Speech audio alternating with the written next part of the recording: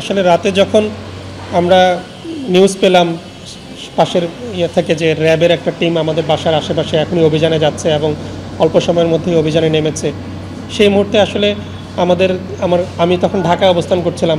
আসলে হাহাকার করা ছাড়া কিছু করা ছিল না। আমি শুধু আমার ছোটো ভাইকে ফোন করে বলেছিলাম যে র্যাবের টিম আসছে কিনা, যেহেতু আমাদের বাসাটা মেন রোডের সাথেই, যে দেখো আসলে সত্য কিনা, আমি একটা নিউজ পেয়েছি। বলে যে হ্যাঁ, মাত্র গাড়ি এসে নিচে থামলো। এবং আমার ওই ফোনের কারণে হয়তো সে একটু সময় পেয়েছিল 2-4 মিনিট যে সরে যাওয়ার। কিন্তু আসলে ওই সময় আমার বাবা বা তার পরিবারের বাকিদের বাসার থেকে সরে যাওয়ার অবস্থান ছিল না। উনি ওনার নিজ বাসায় প্রস্তুতি নিয়েই ছিলেন যে আজকে ওনার আসলে আমাদের ধারণাও ছিল না যে একজন চিকিৎসক যার বিরুদ্ধে কোনো অভিযোগ নাই, উনি একজন জনপ্রিয় চিকিৎসক, সবার সাথে ওনার সম্পর্ক আছেন, এ ধরনের একজন মানবিক চিকিৎসককে যে কোনো একটা টিম এসে এরকম হত্যা করতে পারে নিজ বাসায়, আসলে আমরা এরকম ধারণা করি না। আমাদের ধারণা ছিল প্রচুর সারা দেশে যেরকম গ্রেপ্তার অ্যারেস্ট করেছেন, উনি ওনার মতন জামা কাপড় পরে, কাপড় চোপড় গুছিয়ে, ওনার ওষুধপত্র, ইনসুলিন এগুলো নিয়ে উনি যতটুকু সময় পেয়েছেন এগুলো নিয়ে উনি প্রস্তুত ছিলেন, ওনাকে গ্রেপ্তার করতে আসছেন, উনি ওদের সাথে চলে যাবেন। কিন্তু সেই হায়নার এই ভয়ঙ্কর টিমের যে এরকম একটা পরিকল্পনা ছিল, সেটা আমরা ঘুণাক্ষরেও চিন্তা করিনি। তারা এসে উনি যখন নিচে যেতে চাচ্ছেন, তখন ওনাকে ধাক্কা দিয়ে ওনাকে জিজ্ঞেস করলেন, তারেক সাইদ স্বয়ং জিজ্ঞেস করলেন যে আপনি কি ডক্টর ফয়েজ? তো উনি বললেন যে জি। তখন উনি বললেন যে গুড, চলেন। তো আমার বাবা বললেন যে চলেন, আমার তো বৃদ্ধ, হাঁটতে কষ্ট হয়, আমি নিচে যাই। মানে ওনাকে টেনে হিচড়ে বললেন আপনাকে নিচে না, আমরা ছাদে নিয়ে যাচ্ছি।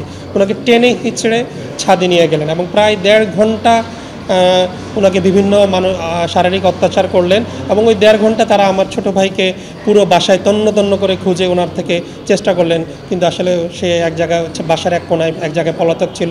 পরে 1.5 ঘন্টা অত্যাচার করার পরে ওনাকে হত্যা করার উদ্দেশ্যে পায়ে গুলি করে ছাদ থেকে হাত বেঁধে ছাদ থেকে 3 তলার ওপর ছাদ থেকে ফেলে দিলেন। সে সময় যখন আমাদের আসলে মানসিক অবস্থা আপনি বুঝতেই পারছেন, আমাদের ঢাকা থেকে আমাদের আত্মীয় স্বজন এবং আমার আর কিছু সাংবাদিক ভাই আছেন, তাদের মাধ্যমে আমরা চেষ্টা করেছিলাম যে ঘটনা কী হচ্ছে জানার জন্য। এমন একটা অবস্থান ছিল যে আসলে কারো বাসার কাছে অন্ধকার ছিল, কারো যাওয়ার সুযোগ ছিল না।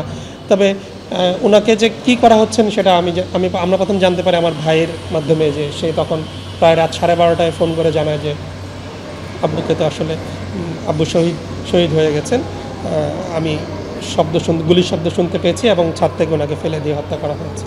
সেটাই ছিল আমাদের প্রথম আমরা নিউজ পেলাম।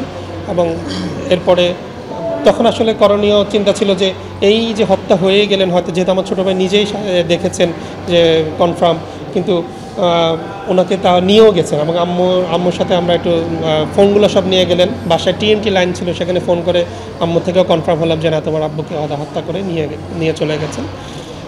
পরবর্তী যেটা মাথায় ছিল যে চিন্তা করেন আমাদের অবস্থান কী ছিল, যে আমার বাবার লাশটা কি আমরা পাবো। আমার ভাই একজন সাংবাদিকতায় আছেন, ওনার মাধ্যমে আমরা চেষ্টা করেছি সমস্ত সাংবাদিকদের কাছে তখনই রাতের বেলা, যে আপনারা অন্তত লাশটা নিয়ে যেন ওরা পালাতে না পারে, গুম করে ফেলতে না পারে, যেন ট্রেস না হতে পারে। ওনাকে হত্যা করা হয়েছে, আমাদের পরিবার থেকে এটা নিউজ কনফার্ম, এবং আপনারা শুধু এতটুকু চেষ্টা করেন যেন লাশটা যিনি পালাতে না পারে।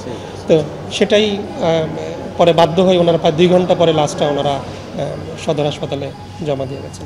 আপনারা জানেন যে এই টার্গেটেড কিলিংগুলো তারা বিগত হাসিনার ফ্যাসিবাদী সরকার করে আসছেন। আজকে আমরা এই মানবতা বিরোধী অপরাধগুলোর ট্রাইব্যুনালে এসে আমরা অভিযোগ দাখিল করেছি।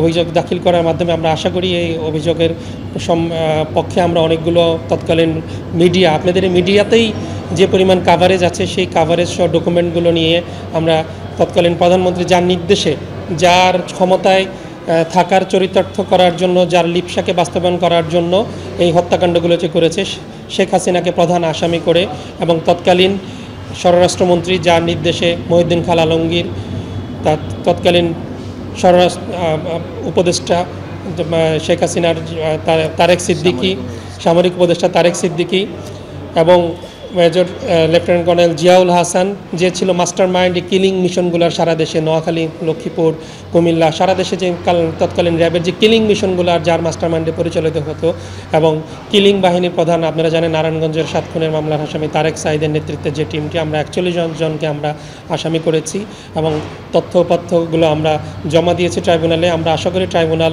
এই ঘটনার সত্যতা আছে প্রমাণিত, এই ঘটনাটা সংঘটিত হয়েছে।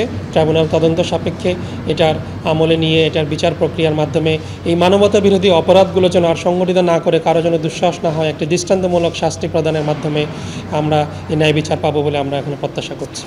মূল 5 জনের নাম আমরা বলেছি যে সাবেক প্রধানমন্ত্রী শেখ হাসিনা, সাবেক স্বরাষ্ট্রমন্ত্রী মহিউদ্দিন খান আলমগীর, সাবেক প্রধানমন্ত্রী সামরিক উপদেষ্টা তারেক আহমেদ সিদ্দিকী, সাবেক ADG RAB major general Ziaul Ahsan এবং র্যাব 11 এর সাবেক সিইও তারেক সাঈদ সহ র্যাবের 41 জন, যে টিমের 41 জনের মধ্যে বেশিরভাগই র্যাবের ওই টিম, পুলিশের টিম, র্যাব 11 টিম, যে টিমটি অভিযানে গিয়েছিল লক্ষ্মীপুরে।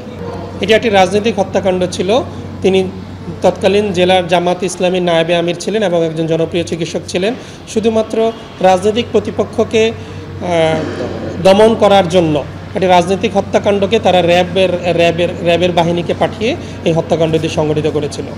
আপনারা জানেন ওই সময় ওই লক্ষ্মীপুরে বিএনপির যিনি ছিলেন তাকেও হত্যার উদ্দেশ্যে গুম করা হয়েছে। আরও 4 জনকে হত্যা করা হয়েছে, ছাত্রদল, যুবদলের, ছাত্র শিবিরের হত্যা করা হয়েছে এবং অনেক গুম পরিবারের সেই লাশও আজকে খুঁজে পায়নি। আমরা এদিক থেকে আমি সবসময় বলি আমরা অন্তত ভাগ্যবান। আমরাও আশঙ্কায় ছিলাম। সেদিন রাতে আমাদের মানসিক অবস্থা ছিল, যখন শুনেছি র্যাব অভিযানে নেমেছে, আমরা মনে করেছিলাম যে হয়তো আমার বাবাকে আর কোনোদিন খুঁজে পাবো না। হ্যাঁ, তাকে আমরা খুঁজে পাইনি, কিন্তু এতটুকু অন্তত আমাদের মানসিক প্রশান্তি ছিল যে আমরা শেষ মুহূর্তে অন্তত তার লাশটা এই সাংবাদিক ভাইদের কারণেই, ওই দিন রাতের বেলা সাংবাদিক ভাইরা যখন বিভিন্ন সময় মানুষজন নেমে আসছে যে র্যাব আর তখন ওনার এই মরদেহ নিয়ে আর গুম করতে পারেনি, বাধ্য হয়ে সেই মরদেহটা তারা সদর হাসপাতালে যে ফেলে দিয়ে গেছে। সবচেয়ে বড় প্রমাণ হচ্ছে প্রায় 30 থেকে 40টা মিডিয়ার ভিডিও ফুটেজ এবং পত্রিকার কাটিং এবং হিউম্যান রাইটস ওয়াচের একটা ডকুমেন্টারি এবং ওদের একটা প্রতিবেদনও আছেন এবং সেই প্রতিবেদনগুলো আমরা এখানে সংযোজন করেছি। পোস্টমর্টেম রিপোর্ট, ডেথ সার্টিফিকেট, ঘটনার ফুটেজ, স্টিল ইমেজ, সেগুলো আমরা এখানে দাখিল করেছি। আর অভিযোগটা আমরা বরাবর চিফ প্রসিকিউটর বরাবর আন্তর্জাতিক অপরাধ ট্রাইব্যুনালে চিফ প্রসিকিউটর বরাবর অভিযোগটা আমরা দাখিল করেছি।